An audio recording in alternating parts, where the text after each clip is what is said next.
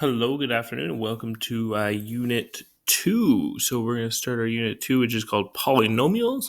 Today's just going to basically be an intro to polynomials and a little bit of review of stuff you already know. So let's get into it. First things first, what is a polynomial? A polynomial is a mathematical expression or equation which has letters or numbers. So we've seen lots of polynomials before, right? They look like things like this, like 3x plus 3. Like that would be a polynomial. So there's letters, there's numbers, stuff like that.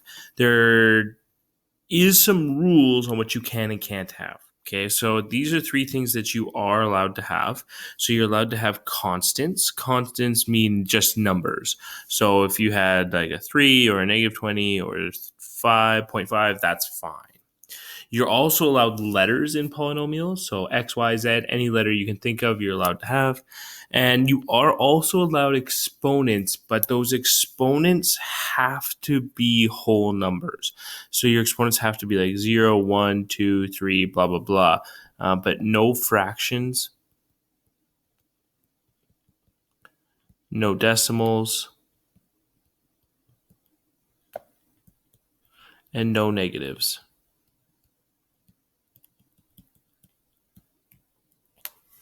So for instance, if I was to break down a regular looking polynomial, I'm going to write one out right now. I'm going to say 3x squared plus 4x plus 5. That is a regular kind of looking polynomial.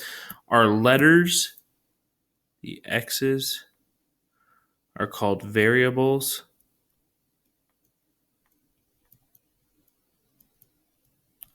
Our number that doesn't have a letter, like this guy right here, that thing is called a constant. And then we also have our exponent right here, which is 2, which is an allowed exponent. So that is a good polynomial. You don't have to have all those things. You don't have to have a constant, variables, and an exponent to be a polynomial, but those are the things that are allowed in polynomials. Awesome. If we look down here, we have a bunch of polynomials, a bunch of examples of polynomials. You'll notice the weirdest one is probably this one right here.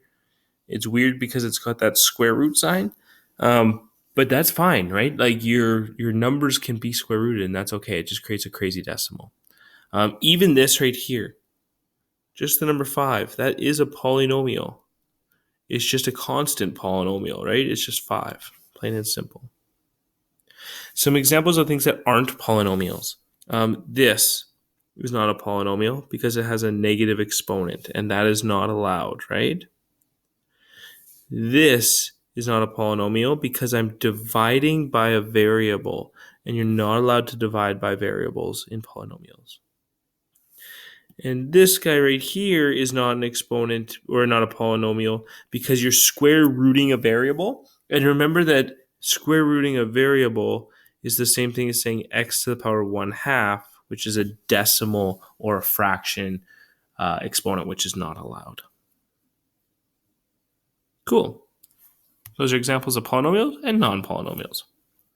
We do have special polynomials that we have names for. So we have monomials, binomials, and trinomials. A monomial is something that has one term. So if you look, these are all monomials because they're all one term. That means there's no addition or subtraction.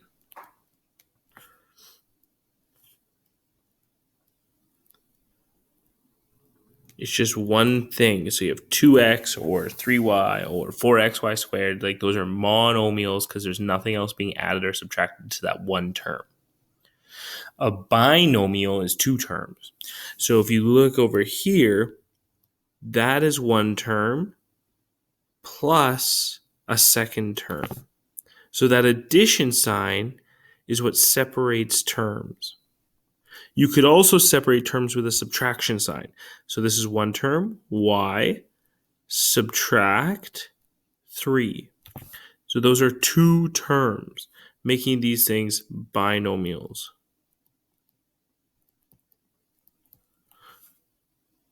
And lastly, we do have trinomials. Trinomials are for when you have 3 terms. So you see this is one term right here, x squared plus separates it, a second term, which is 2x, minus, which separates it from your third term, which is 7. That is a trinomial because there's 3 terms. Anything more than that, more than 3 terms, doesn't have a cool name. We just call them polynomials. Poly means many, so it's just a polynomial. Cool. You're going to hear me use those references a lot. I'm going to say monomial, binomial, trinomial. I'm going to use those words a lot. So just maybe prepare for that. Let's practice. So we're going to name these polynomials. I'll name the ones on the left, and then I'm going to let you try to name the ones on the right. So if I look at this one, this is one term because there's no addition or subtraction. That means it's a monomial. If I look at the second one, this is 2 terms, 2x plus separates it, 2. That's a binomial. My third one here, that is just one term. It's just a constant, 4, but it still counts as one term, so it's a monomial. And my last one down here, I have 3 terms. That's 1 separated by a second, separated by a third. That's a trinomial.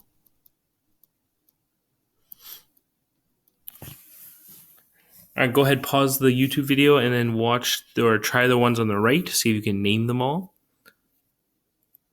Fantastic. Hopefully you paused the video and actually tried it. So if you look, this one would be 2 terms. That's 1 separate 2. That means this is a binomial. This one is 1 term, separated a second term, separated a third term. That's a trinomial. This one is 1 term, separated a second term, separated a third term, separated a fourth term.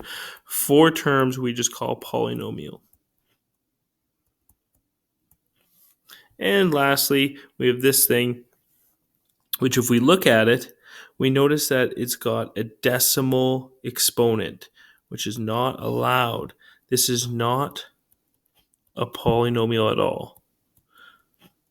It kind of looks like a binomial, but it's not. It's not a polynomial because it's got a decimal fraction and those aren't allowed.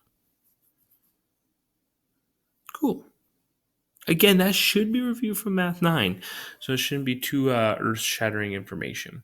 What we're going to do today is we're just going to add and subtract some polynomials. Adding and subtracting, you probably heard a teacher at some point say combine like terms. Right? So what we'd say is terms are like if they have the same variable and the same exponent. So for instance, this term 2x and this term 3x are like terms because it's the same letter or same variable and same exponent. We call those like terms. Same with this next example. This x squared and this x squared are like terms because it's the same variable, same exponent. When we're adding or subtracting like terms, it's actually quite easy. So if we look at something like this, we have 2x plus 3x. All you have to do is add the coefficients, the numbers in front. 2 plus 3 is 5, and then it's still x. So if you have 2x plus 3x, it means you have 5x. The best way I like to think of this is instead of using x, I think of x as a thing. So for instance, instead of saying 2x, I could say 2 bananas plus 3x. I said x are bananas. If I had 2 bananas and I added 3 bananas, I would have a total of 5 bananas. Same idea, except instead of bananas, it's just x's. 2x plus 3x is 5x. 2 bananas plus 3 bananas is 5 bananas. Same idea. And it goes for everything. So if you look at the second one, we have 7x squared, subtract 4x squared. Okay, think of x squared as cookies. So if I have 7 cookies minus 4 cookies, I would have 3 cookies. Right? Notice that the x squared is still there. It's only the front numbers that are changing, the coefficients. If I look at this, I have negative 2xy plus 9xy. Those are like terms because they have the same letters, same exponents. So I'm going to pretend those are, apples. So if I have negative 2 apples plus 9 apples, negative 2 plus 9 is 7 apples. The xy stays the exact same. Cool. It's called collecting like terms. And we're going to do it a lot. You should have been doing it in Math 9 a decent amount too. So let's look at some examples. I'll do the 2 on the left. You're going to do the 2 on the right. So if I look on the left here, I have a polynomial right here plus another polynomial right there. The first thing we're going to do is we're going to find our like terms. So I have 8j plus negative 2j. Those are like terms because they're the same letters, so they can go together. I'm going to say 8j minus 2j would equal 6j. And then I can do the same thing for my next letter. I have negative 3k plus no k's. If I have negative 3k plus no other k's to go with it, it's just negative 3k still. And my last one, I have negative 6m plus 3m. That would be negative 6 plus 3, negative 3m. And that is my simplified combined like term expression. Wicked. If we try the one below, it's a little trickier. The reason it's a little bit trickier is because what's in between is subtraction. So that means when I'm doing this question, I'm going to have to go 7n cubed subtract 6n cubed. So that's actually 7 minus 6, which would leave me with 1n cubed. My next one I have negative 8 minus negative 10. Those are both like terms because they both don't have letters attached to them. So negative 8 minus negative 10 would actually turn out to be plus 2. Awesome. And the last one is kind of tricky because we still have this n squared over here. But we have no n squareds over here. 0 n squareds. So you have to imagine 0 n squareds minus negative n squared. So 0 n squareds minus 1 n squared. Sorry, minus negative n squared. That would equal positive n squared. We wouldn't write our final answer like that because we don't usually put the ones in front of our n squared like that. So instead we would just go n cubed plus 2 plus n squared. And that's how we do it. Another way you might have seen that question done in Math 9 is if you went right back to the beginning of that question, what you might have had somebody show you, and it might have even been me because I'll usually do this too, especially in Math 9, is people will say when you have a negative like this, and it's in front of the brackets, that negative goes and it turns to a positive, but it changes all the symbols to the right. So that means this becomes a negative 6, a positive n squared, and a positive 10. And then you're doing an addition question, which is a little bit easier. So you might have had somebody show you that negative changes all the symbols inside the brackets. And in which case you can then collect like terms again, right? 7n cubed minus 6n cubed is 1n cubed. Negative 8 plus 10 is plus 2. And then you just have your plus n squared left over.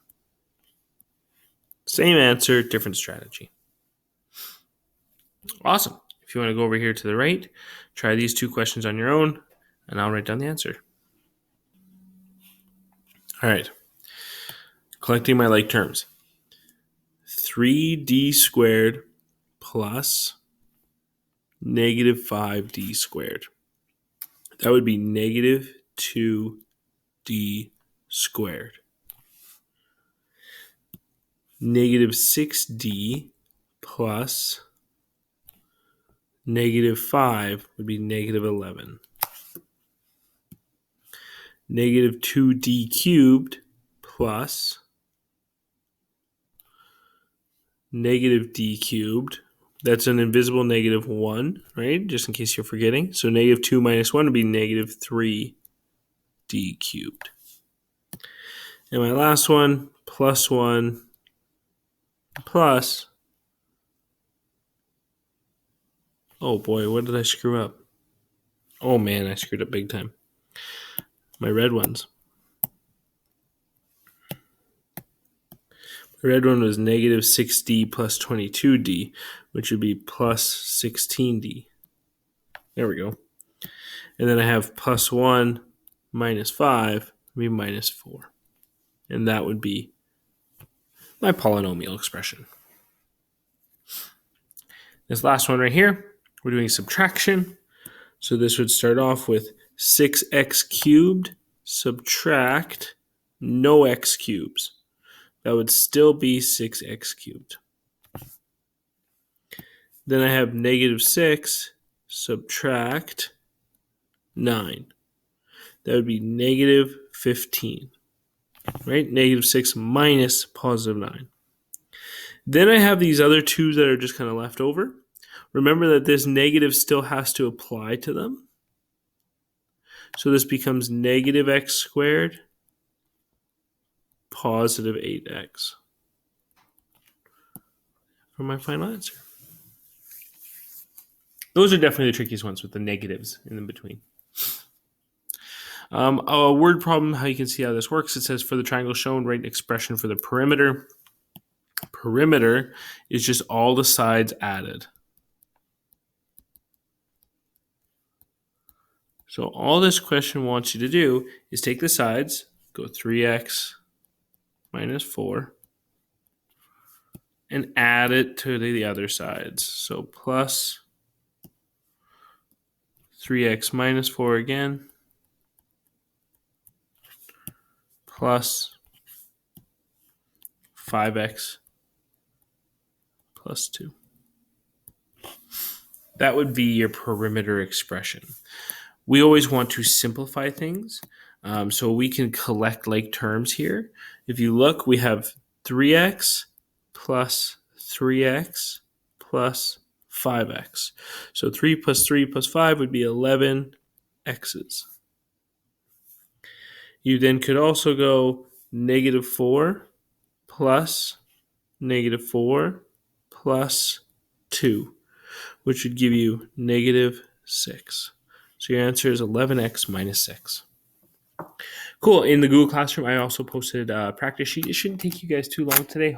You do have to be, like, collecting like terms should be a no-brainer for you. So you need to practice that until it's easy as pie. Awesome. Enjoy the rest of your day. I will talk to you soon.